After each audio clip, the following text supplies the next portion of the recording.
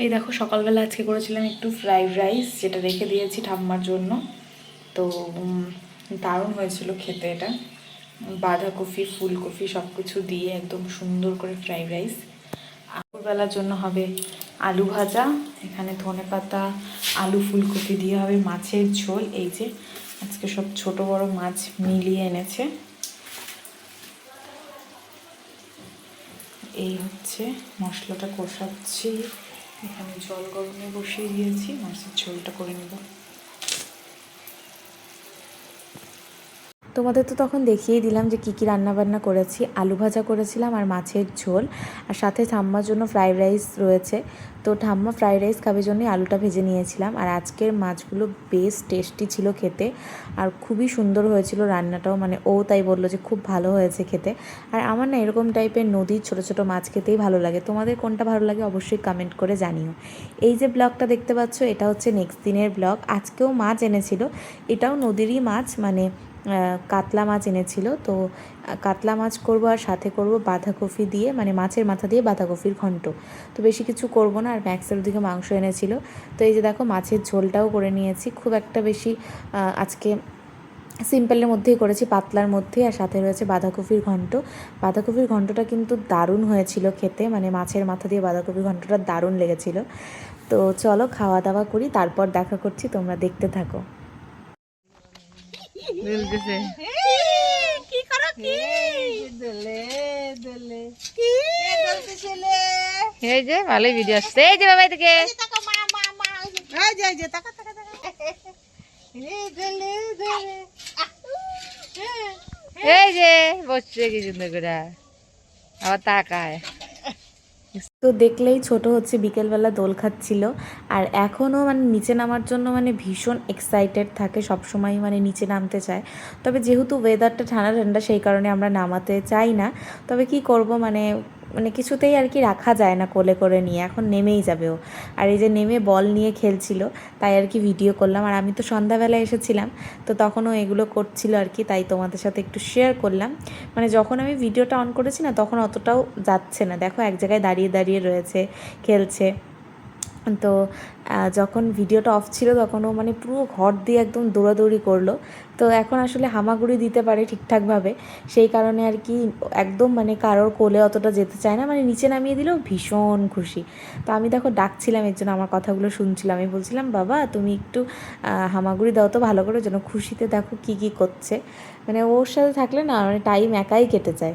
যা যা যা, এই যা যা, ওই ওই ওই যে দাদা আসতেছে, দাদা আসতেছে, ওই আয় এ নামো।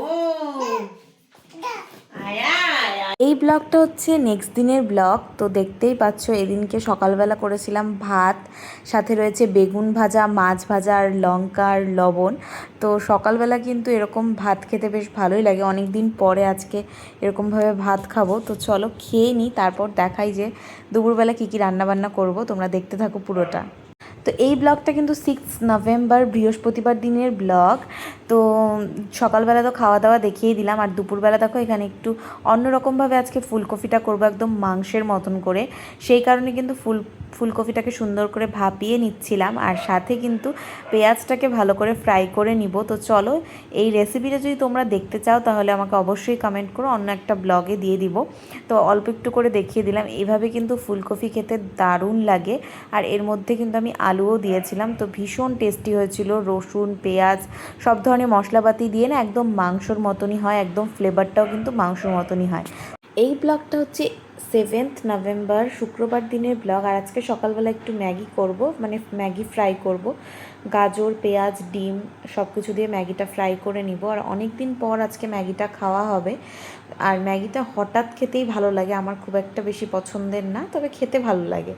যাই হোক আজকে দেখো দুপুরবেলা হবে বিরিয়ানি, তার জন্য নিয়ে এসেছে চিকেন, একটু বড় বড় করে এনেছে পিসগুলো, দেখে বুঝতেই পারছো। সুন্দর করে গরম জল করে কিন্তু একদম ধুয়ে নিয়েছি। আর আজকের বিরিয়ানির মাংসটা আমিই রান্না করব। নর্মালি আমার শাশুড়িমাই বিরিয়ানিটা করে, তবে আজকে বিরিয়ানির মাংসটা শুধুমাত্র আমি করব, বাদ বাকিটা আমার শাশুড়িমাই করবে। তো যাই হোক চিকেনের মধ্যে অল্প নুন হলুদ তারপর এর মধ্যে আমি দিয়েছিলাম হচ্ছে অল্প একটু গোলমরিচের গুঁড়ো, সাথে হচ্ছে রেড চিলি পাউডার, টক দই, সর্ষের তেল, সব কিছু দিয়ে কিন্তু সুন্দর করে এখন মাখিয়ে নিব। ও সাথে একটু দিয়েছিলাম মানে ধনিয়ার গুঁড়ো।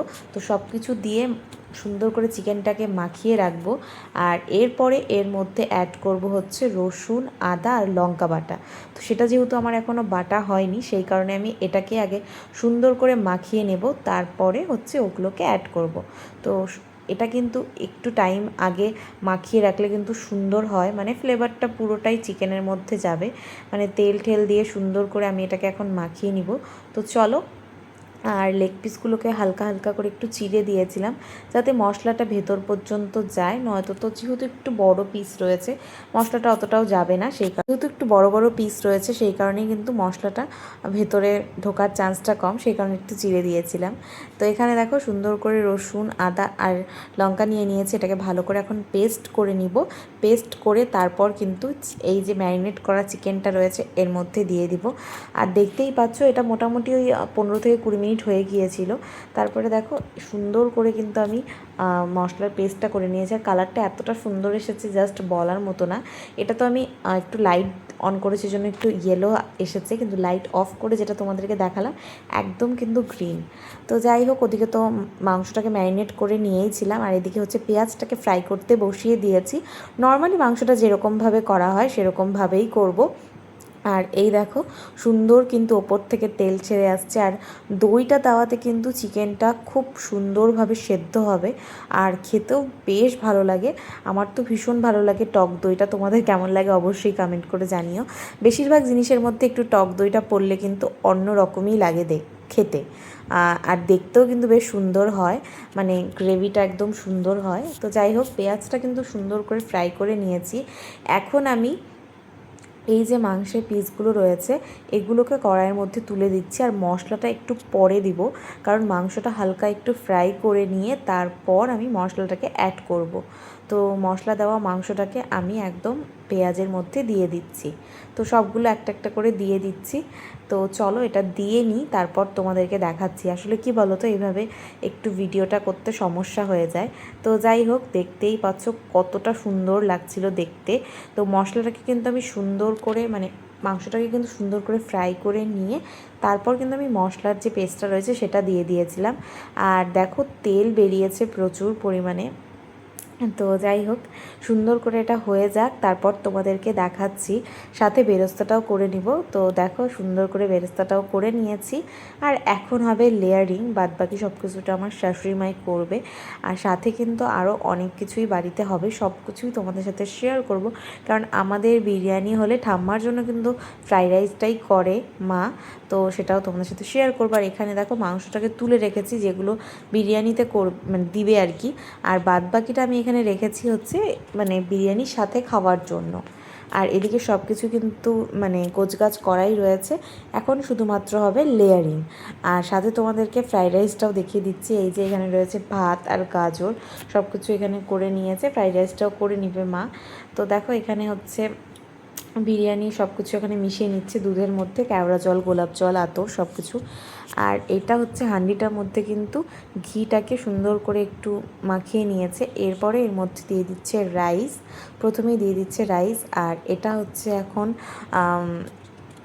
দম দেওয়া হবে। আর বিরিয়ানিটা তো দমেই মেনলি গন্ধটা হয়, মানে ভীষণ সুন্দর যে একটা ফ্লেভার আসে সেটা কিন্তু দম দেওয়ার জন্যই হয়। তো লেয়ারিংয়ের জন্য ফার্স্টেই এখানে দিয়ে দিচ্ছে ভাত, আর এরপরে কিন্তু প্রত্যেকটা লেয়ার সাজানো হবে। এই ভিডিওগুলো দেখতে কিন্তু বেশ ভালো লাগে, তোমাদের কেমন লাগে অবশ্যই কমেন্ট করে জানিও। তো এখানে কিন্তু এখন লেয়ারিংটা হবে। আর এরকম হঠাৎ বিরিয়ানি খেতে কিন্তু বেশ ভালো লাগে। আর বাড়ির বিরিয়ানিটা কিন্তু একদমই অন্যরকম হয়, মানে চিকেনের মধ্যে একটা জুসি ভাব থাকে আর সফটনেস থাকে। আর তোমাদেরকে যেমনটা বললাম যে দইটা দিলে কিন্তু চিকেনের যে সফটনেস আর জুসি ভাবটা সেটা কিন্তু থেকেই যায়। তো দোকানেরটা হঠাৎ মঠাৎ খেতে ভালোই লাগে, খারাপ লাগে না, তবে বাড়িরটা কিন্তু আলাদাই রকমের হয়।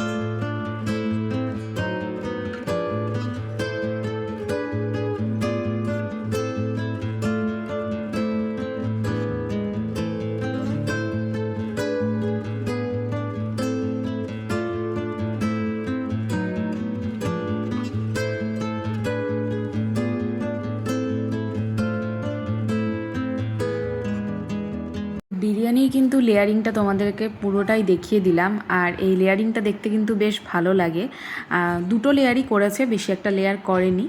তো তারপরে দেখো ওপর দিয়ে একদম সুন্দর করে এখন সাজিয়ে দেওয়া হচ্ছে। আর এই দুধের মধ্যেই কিন্তু গোলাপ জল, কেওড়া জল, আতর সব কিছু মিশিয়ে নেওয়া হয়েছিল। তো এটা উপর দিয়ে ছড়িয়ে দিচ্ছে, সাথে উপরে বেরেস্তাও ছড়িয়ে দিবে। তো এইভাবেই সুন্দর করেই কিন্তু হাঁডিটা সাজানো হয়ে গেল। আর বিরিয়ানিটা না এই হাঁডিতে করলে বেশ ভালো লাগে দেখতে, মানে এটা হচ্ছে বিরিয়ানির জন্য পারফেক্ট হাঁডি।